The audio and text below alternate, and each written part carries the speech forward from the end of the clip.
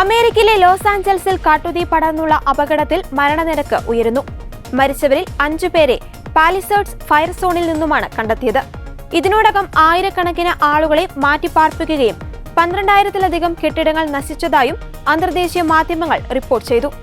അമേരിക്കയിലെ ലോസ് ആഞ്ചലസിൽ പടർന്നു പിടിച്ച കാട്ടുതീ അഗ്നിശമന സേനാംഗങ്ങൾ തീയണയ്ക്കാനുള്ള തീവ്ര ശ്രമത്തിലാണ്.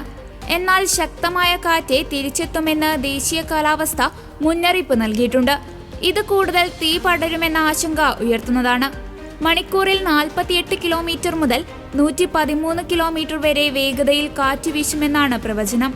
ഗുരുതരമായ തീപിടുത്ത സാഹചര്യങ്ങൾ ഉണ്ടാകാൻ സാധ്യതയുള്ളതിനാൽ ബുധനാഴ്ച വരെ റെഡ് ഫ്ലാഗ് മുന്നറിയിപ്പും മേഖലയിലുണ്ട്. ജനുവരി 7-ന് പടർന്ന ലോസ് ആഞ്ചലസിലെ കാട്ടുതീ ഇതുവരെയും നിയന്ത്രണ വിധേയമാക്കാനായിട്ടില്ല. 10,000-കണക്കിന് ആളുകളെയാണ് മേഖലയിൽ നിന്ന് മാറ്റിപ്പാർപ്പിച്ചത്. പസഫിക് പാലിസേഡ്സ്, അൽതഡേന, പസഡെന എന്നീ പ്രദേശങ്ങളെയാണ് കാട്ടുതീ പ്രധാനമായും ബാധിച്ചത്.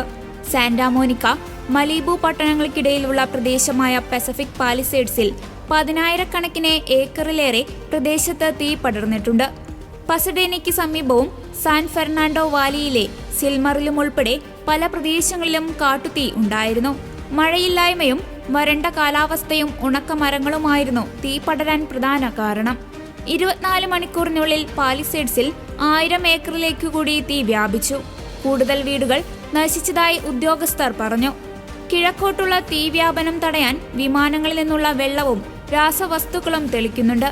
ശനിയാഴ്ച രാത്രി മുതൽ ഞായറാഴ്ച രാവിലെ വരെയും തിങ്കളാഴ്ച മുതൽ ചൊവ്വാഴ്ച രാവിലെ വരെയും സാന്റാന കാറ്റ് ശക്തിപ്പെടാൻ സാധ്യതയുള്ളതിനാൽ ജാഗ്രത വേണമെന്ന് കാലാവസ്ഥാ വകുപ്പ് മുന്നറിയിപ്പ് നൽകി. പാലിസേഡ്സിലെ തീ മൺഡെവില്ല കാന്യൻ, ഹോളിവുഡ് സെലിബ്രിറ്റികൾ താമസിക്കുന്ന ബ്രെയിൻവുഡ് എന്നിവിടങ്ങളിൽ കനത്ത നാശമുണ്ടാക്കി. 1.53 ലക്ഷത്തിലേറെ പ്രദേശവാസികളെ ഒഴിപ്പിച്ചു. 57,000 കെട്ടിടങ്ങൾക്ക് ഒഴിപ്പിക്കൽ ഉത്തരവ് കൈമാറി. 1.66 ലക്ഷം ജനങ്ങളും ഒഴിപ്പിക്കൽ ഭീഷണിയിലാണ്. 1/2 ലക്ഷത്തോളം ജനങ്ങൾ വൈദ്യുതിയില്ലാതെയാണ് കഴിയുന്നത്.